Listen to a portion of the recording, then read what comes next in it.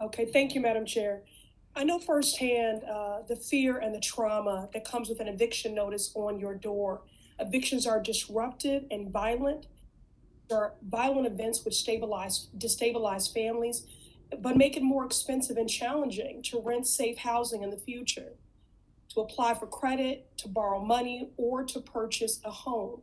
Currently, almost a third of Black renters are at risk of eviction. This eviction crisis is exacerbating economic injustice for Black families across America. Ms. Yento, while there is a clear economic justice case to support eviction moratoriums, wasn't the legal justification of the CDC eviction moratorium to help us get COVID-19 under control? Yes, absolutely. The purpose of the CDC federal eviction moratorium was to slow the spread of COVID-19 and contain the virus. And research has since shown that expired eviction moratoriums led to as many as 400,000 cases of COVID-19 and as many as 11,000 deaths.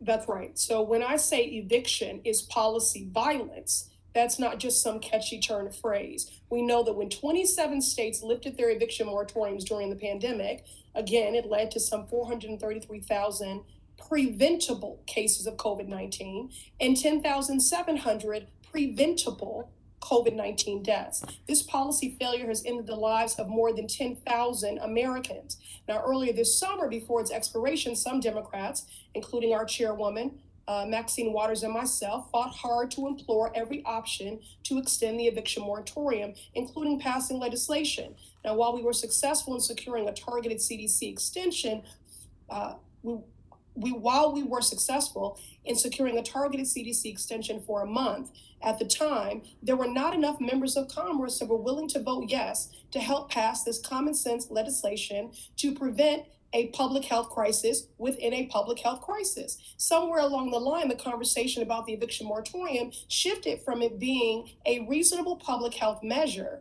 into an argument that Congress was anti-small landlord. That's not it. This is about saving people's lives. That was a ploy to divide and pit working families against working families. Every proposal before Congress has provided relief for renters and small landlords alike. Then I discovered that the National Association of Realtors was the largest PAC donor to candidates in the last election cycle, and suddenly that shift made sense. The fight to extend the federal eviction moratorium has been derailed too many times because the single largest PAC donor is the organization who was fighting from Congress to the Supreme Court to ensure that renters are put last, which means they're putting the public health last. So let me be clear. Our advocacy is about saving lives. Congress has provided $46 billion to get landlords out of debt, and now we need to protect renters too. Renters may not have a multi-million-dollar PAC behind them, but they have a growing number of members of Congress in their corner. Ms. Shinto, yesterday, Dr. Fauci said that COVID-19 rates are 10 times too high to consider the spread under control. Do you think that the federal housing agencies are doing everything in their power to get COVID-19 under control by protecting renters from eviction?